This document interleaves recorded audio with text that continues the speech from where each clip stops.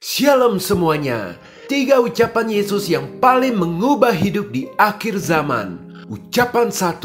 Lihat, aku mengutus kamu seperti domba ke tengah-tengah serigala. Sebab itu hendaklah kamu cerdik seperti ular dan tulus seperti merpati. Matius 10 ayat 16. Mengapa Yesus menghimbau agar kita cerdik seperti ular dan tulus seperti merpati? Karena Yesus sang gembala kita tahu bahwa di akhir zaman ini kondisi manusia akan kebanyakan jahat. Manusia cenderung terjerumus dalam dosa, keegoisan, kekerasan, dan kejahatan. Nilai-nilai moral dan etika seringkali diabaikan, dan kebenaran seringkali terdistorsi. Kebencian, keserakahan, dan ketidakpedulian terhadap sesama semakin merajalela. Hal ini menyebabkan dunia ini menjadi tempat yang penuh dengan konflik, ketidakadilan, dan penderitaan. Jadi ketika kita diperintahkan untuk membawa terang, kasih, dan pengajaran demi nama Yesus kepada orang-orang di sekitar kita, kita itu jadi seperti domba yang diutus ke tengah kawanan serigala. Kita terancam akan mengalami banyak mara bahaya, tantangan, bahkan ditolak oleh keluarga sendiri. Namun, dengan kita selalu berlaku cerdik seperti ular dan tulus seperti merpati, maka kita akan selalu mendapat kekuatan yang memampukan kita untuk berenang di lautan dunia yang penuh dengan bahaya dengan semangat lebih dari pemenang. Cerdik bagaikan ular itu berbicara tentang cara kita berperilaku dengan hati-hati, bijaksana, dan penuh pertimbangan dalam menghadapi situasi atau membuat keputusan. Sedangkan tulus bagaikan merpati itu berbicara soal meniru karakter Yesus. Kita diperintahkan untuk mencontoh karakter Yesus. Kita harus selalu tampil tanpa tipu muslihat, tanpa kebohongan, murni, tidak berbahaya, dan tulus ketika berinteraksi dengan orang lain. Intinya Yesus tidak hanya menginginkan kita sebagai orang Kristen untuk menjadi tulus saja, tapi juga cerdik dalam menghadapi berbagai situasi. Tuhan tidak ingin kita menjadi seperti keledai yang sering jatuh ke lubang yang sama. Kecerdikan itu bukan tentang menjadi licik atau manipulatif, melainkan tentang menggunakan hikmat kebijaksanaan untuk melakukan kebaikan dan melindungi diri dari bahaya. Kita membutuhkan kecerdikan ular untuk melihat tipu daya dunia dan ketulusan merpati untuk tetap teguh pada kebaikan dan kebenaran. Jadi mau tidak mau, kita semua sebagai orang Kristen harus segera mengembangkan kecerdikan dan ketulusan dalam hidup di akhir zaman ini. Semua demi kebaikan kita. Caranya adalah membaca Alkitab setiap hari dan merenungkan firman Tuhan. Kitab Amsal banyak sekali mengajarkan tentang kecerdikan, yakni kebijaksanaan, lalu meminta hikmat kepada Tuhan dalam doa. Sering menghabiskan waktu bersama orang-orang Kristen lainnya untuk belajar dari pengalaman hidup mereka. Dan terakhir, jangan melupakan sejarah. Kita bisa menengok ke belakang untuk mengambil hikmat dari pengalaman-pengalaman kita sendiri yang menyakitkan. Semua demi agar kita mampu menjelma sebagai prajurit domba Yesus yang cerdik seperti ular, tulus seperti merpati, di mana bersama Tuhan kita akan selalu siap untuk meraih kemenangan dalam menghadapi dunia di akhir zaman yang penuh dengan bahaya dan tipu daya setan. Haleluya, amin. Ucapan 2. Mendengar itu Yesus berkata kepadanya, masih tinggal satu hal lagi yang harus kau lakukan. Jadi jualah segala yang kau miliki dan bagi-bagikanlah itu kepada orang-orang miskin. Maka engkau akan beroleh harta di sorga. Kemudian datanglah kemari dan ikutlah aku. Lukas 18 ayat 22. Apakah Yesus memerintahkan kita menjual dan membagikan seluruh harta kita kepada orang-orang miskin agar bisa selamat? Jawabnya adalah tidak. Karena Yesus ingin menegaskan melalui ucapan ini bahwa keselamatan yang kita terima adalah hasil pemberian cuma-cuma dari Tuhan, bukan karena usaha kita sendiri. Semua ini terjadi karena anugerah. Jujur saja, apakah ada seseorang yang mampu melaksanakan perintah menjual semua harta yang dimiliki dan membagikannya kepada orang miskin, lalu hidup untuk melayani Tuhan? Tidak ada manusia yang sanggup melakukannya. Hal ini berarti kita semua telah melanggar perintah dua hukum terutama sekaligus, yaitu mengasihi Tuhan dan mengasihi sesama. Dengan demikian, manusia tidak akan selamat karena telah melanggar hukum, terutama hukum dari Tuhan. Kita harus camkan betul-betul bahwa oleh karena kebaikan Tuhan, oleh karena kemurahan Tuhan, oleh karena kasih setia Tuhan, kita telah mendapat keselamatan untuk memperoleh hidup kekal. Hal ini penting sekali untuk kita ingat agar kita dapat selalu mengembangkan rasa kerendahan hati, rasa miskin di hadapan Tuhan, dan rasa ketergantungan kepada Tuhan, sehingga kita dapat terus mengandalkan kekuatan Tuhan untuk bisa bertahan dalam badai akhir zaman yang penuh dengan kesulitan. Kisah dari ucapan ini bermula pada saat seorang pemimpin bertanya kepada Yesus. Katanya, "Guru yang baik, apa yang harus aku perbuat untuk memperoleh hidup yang kekal?" Jawab Yesus, "Mengapa kau katakan aku baik? Tak seorang pun yang baik selain daripada Allah saja. Engkau tentu mengetahui segala perintah Allah. Jangan berzinah, jangan membunuh, jangan mencuri, jangan mengucapkan saksi dusta, hormatilah ayahmu dan ibumu." Kata orang itu, "Semuanya itu telah kuturuti sejak masa mudaku." Mendengar itu, Yesus berkata kepadanya, "Masih tinggal satu hal lagi yang harus kau lakukan. Jualah segala yang kau miliki dan bagi-bagikanlah itu kepada orang-orang miskin. Maka engkau akan beroleh harta di sorga. Kemudian datanglah kemari dan ikutlah aku." Ketika orang itu mendengar perkataan itu, ia menjadi amat sedih sebab ia sangat kaya. Sekilas tampak seperti Tuhan menetapkan syarat untuk keselamatan, padahal tidak. Karena lanjutannya dalam Lukas 18 ayat 26-27 tertulis, "Dan mereka yang mendengar itu berkata, 'Jika demikian, siapakah yang dapat diselamatkan?' Kata Yesus, 'Apa yang tidak mungkin bagi manusia, mungkin bagi Allah.'" Kita lihat bahwa keselamatan adalah anugerah Tuhan yang tidak dapat dibeli dengan harta duniawi. Kasih Tuhan yang tak tertandingi inilah yang memberikan manusia kesempatan untuk hidup kekal. Dan di mana ada keselamatan, di situ ada persekutuan yang manis dengan Roh Kudus sebagai paket lengkap yang akan memampukan kita memenuhi standar masuk kerajaan surga.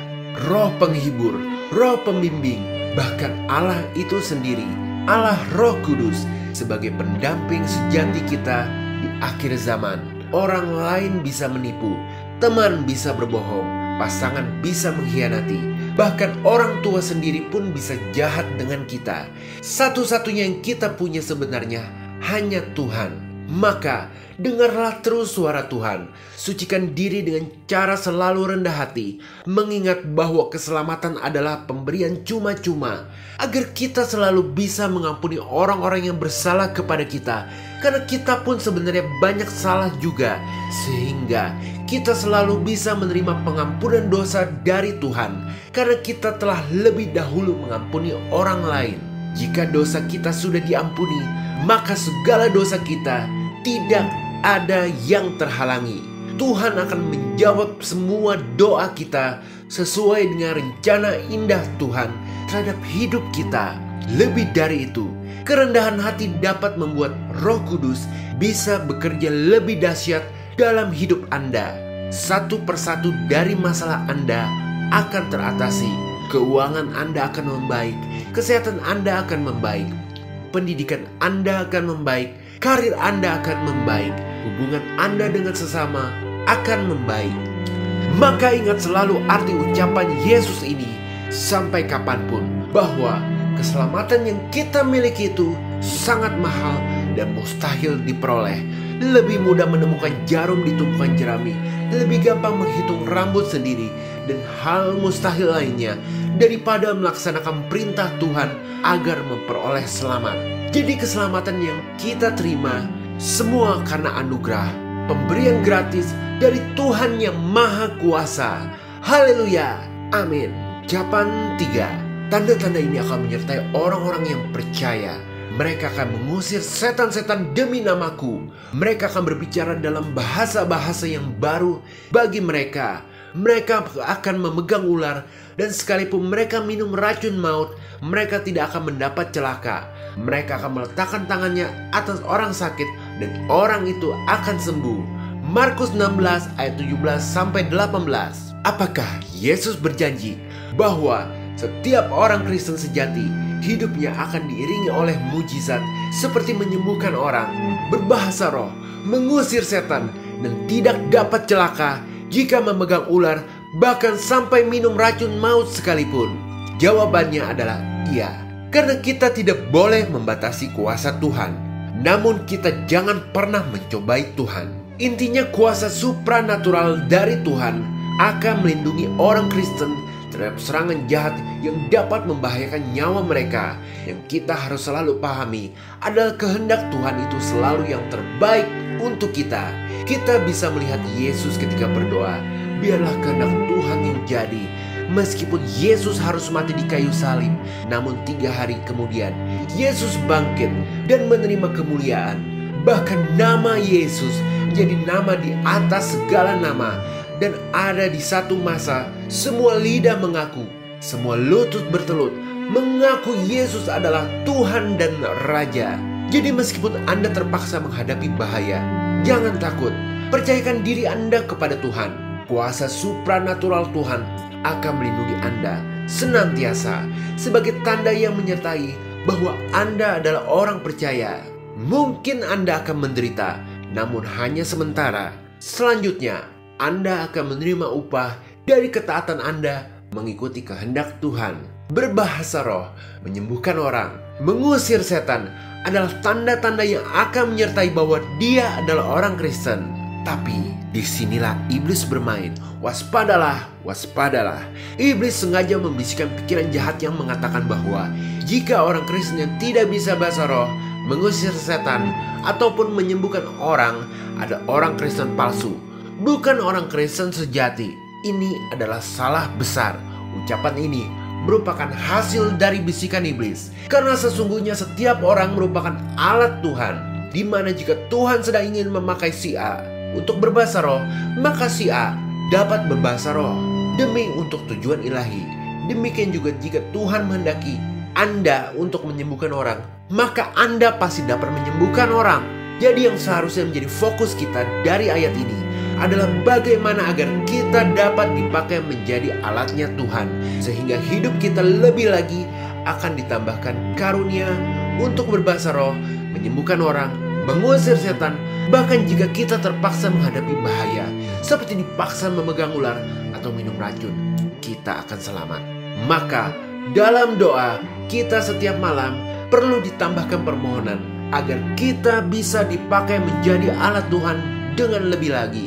Hal ini menjadi sangat penting, terutama karena kita sedang berada di akhir zaman, di mana dunia ini akan menghadapi banyak tantangan di masa depan. Karena dengan menjadi alat Tuhan, kita dapat menjadi saluran kasih dan kebaikan Tuhan kepada orang-orang di sekitar kita.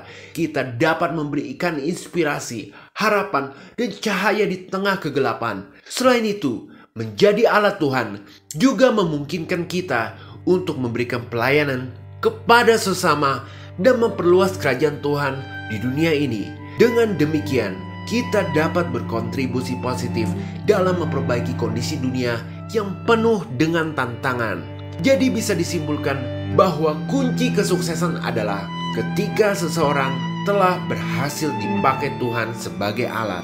Yang jadi pertanyaan utama adalah bagaimana kita dapat menjadi alatnya Tuhan. Mari kita merenungkan hal ini bersama. Sebagai penutup, 3 ucapan Yesus yang mengubah hidup ini benar-benar harus kita resapi dengan dalam.